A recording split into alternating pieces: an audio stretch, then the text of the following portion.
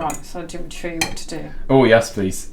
Yeah, you learned this off the Easing Project website, didn't you? It was I think it was the Cornish Pasty Association, and there was a recipe on there.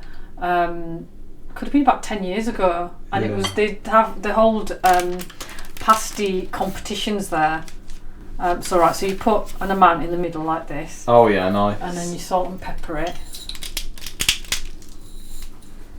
Didn't Nana call those samosas pasties the other day? Do you know what? Samosas are easier to make than pasties.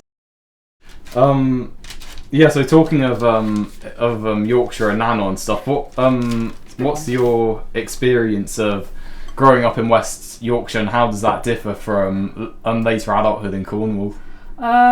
It's very different, but then I think that's because I was in two different stages of my life as well. So I spent my childhood and teenage and young adult life in West Yorkshire, and then I moved to Cornwall. Look how wonky that is. And then I moved to. I'm better at samosas. Yeah. And then I moved to Cornwall. Or pasties, as Nana calls it. Yeah. 23 years ago. So I spent a lot of my adult life here. So my two stages of life are different as well. But yeah, it's very different. It's two completely different counties. That's it. So out of Cornwall, West Yorkshire, what would you say is your favourite out of the two for a living experience? I can't possibly pick. When I'm in Yorkshire, when I visit Yorkshire, I absolutely love it. I love the hills, I love the green. North Yorkshire is my favourite, going over the moors. And then when I'm in Cornwall and I'm looking at the sea, I think this is the life. So it's definitely a slow-paced life in Cornwall. You know, I had to slow down. The reason I moved down was to slow down, and it was really hard to slow down. The other thing about moving to Cornwall was that it wasn't. So I moved in 2001, and the census at the time, I think it was 99.91%. I'd have to check that, was of an ethnic minority.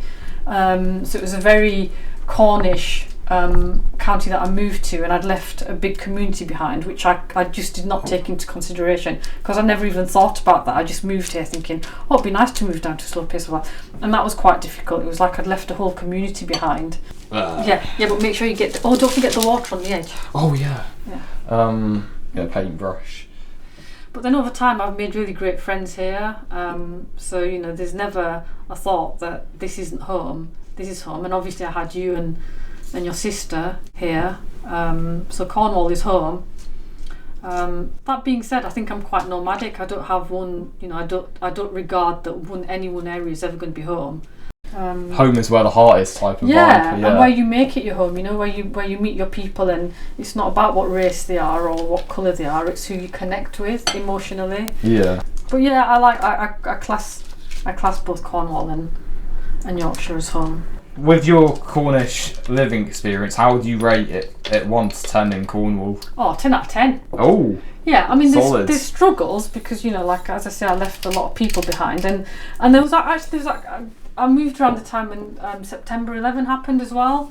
Yeah. And there was suddenly quite a lot of xenophobia and racism that reared its ugly head. But that was really quite short-lived.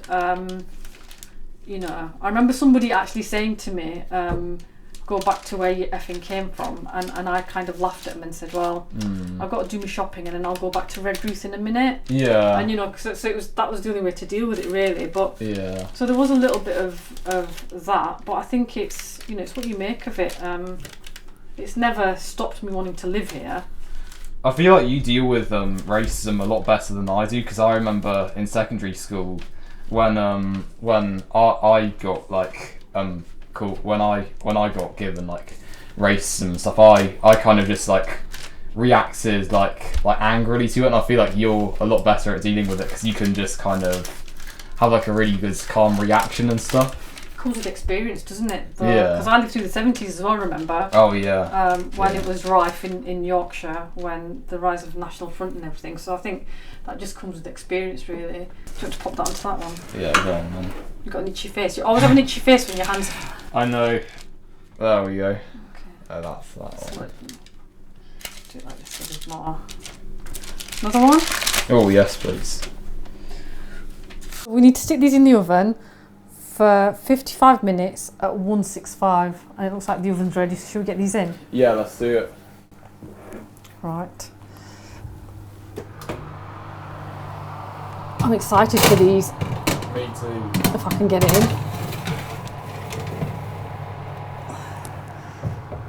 Right. So I've put timer on.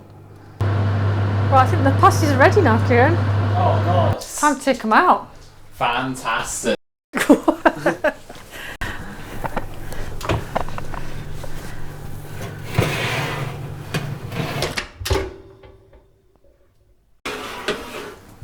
Right then, Kieran, which one do you want?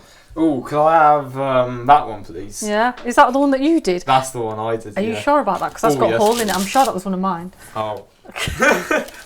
You can have it. There you go. Oh, thank you. Right. The traditional Cornish way. Yeah. I'll let you have a bite first. How is it? That was really nice. I think this one's yours. I haven't got any meat in yet, have you? Not yet, no, almost. Oh yeah, you have. I can see meat in yours. Have you got much sweet in yours? I've got quite a lot of sweet, to be fair.